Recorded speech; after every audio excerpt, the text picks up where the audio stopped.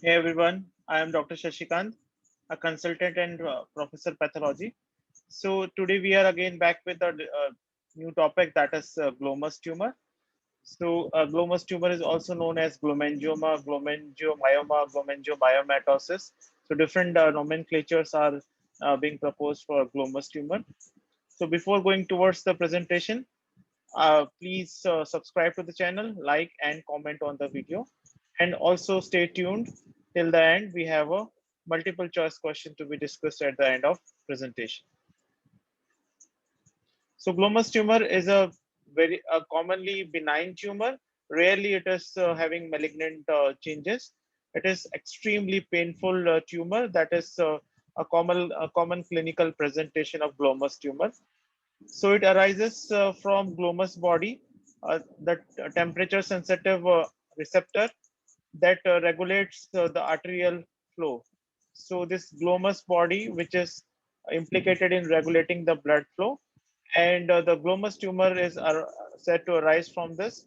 So exactly the site of origin is said to be the modified smooth muscle cells which are present in glomus body. Location, the most common location is included in the upper extremity, that is in digits below the nail beds. Subungual area is the very common area for glomus tumor, and other sites being trunk wall, lower extremity, and even visceral locations can be seen. Most commonly seen in 20 to 40 year of age group. Overall, if we see, male and female are equally affected, but subungual location or beneath the nail bed, it is the females that have more preponderant for this glomus tumor.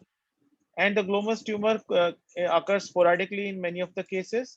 Sometimes with neurofibromatosis type 1, it can occur, and sometimes familial glomus tumors also do occur with mutations in glomalin gene being implicated. And even some cases of glomus tumor have been studied to show notch oncogene activation. Morphologically, a glomus tumor appears as a bulging mass with irregular hemorrhagic cut surface, and usually it is less than 1 centimeter in greatest dimension. Superficial glomus tumors are usually very small and varies from zero point 0.1 to 1 centimeter usually. Microscopic features, they are composed of branching capillary blood vessels. So branching capillary vessels or a kind of a hemangioperiscytoma like pattern is seen. And these capillary vessels are lined by endothelial cells. And these branching vessels are surrounded by the glomus cells. And these glomus cells are rounded cells with scanty cytoplasm. So these glomus cells or modified smooth muscle cells, they exhibit varying immunohistochemical property, like all the ISC markers of smooth muscles are usually positive. They stain positive in glomus tumor. Smooth muscle actin, CD34, H-Kildesmon, all the markers of smooth muscle, they stain positive for glomus tumor. And the nerve tumors S100 and all are characteristically negative. So you can see the characteristic nail bed location presenting as a small tiny nodule. That is the classical feature of glomus tumor. And on microscopy, you can see that there are branching blood vessels, and these are lined by uniform small round cells which stain positive for smooth muscle markers. Clinical features, paroxysms of pain radiating away from the lesion is seen, and the pain is elicited by some kind of change in either temperature or tactile stimulation. And it is often accompanied with hyperesthesia or decreased perception of sensation. Overlying tissue shows muscle atrophy or osteoporotic change can also be seen in overlying bone.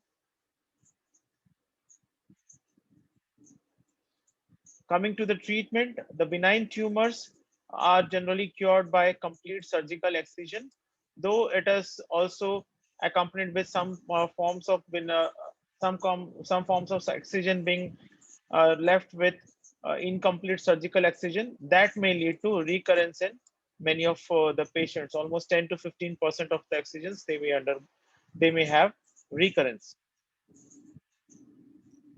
So let's wind up this presentation with an MCQ discussion.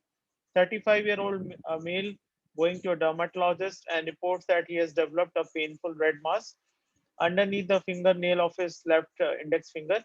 He is otherwise healthy with no other medical diagnosis. So what could be the most likely diagnosis? So as you can see, a painful lesion, this is the key mark, and underneath the fingernail or subungual location. So overall, it is characteristic of glomus tumor, and all these vascular lesions, capillary hemangioma, pyogenic granuloma, bacillary angiomatosis, angiosarcoma, they are not their common site is not the fingernail, the nail bed. That is not the common site, and they are not known to be painful tumor as seen in the glomus tumor, which is known for its painful clinical presentation and presentation under the nail bed. So the diagnosis conferred is glomus tumor. So we come to the end of the presentation. Thank you all for the patient hearing, and please put your comments and subscribe to the channel, and see you all in the next video very soon.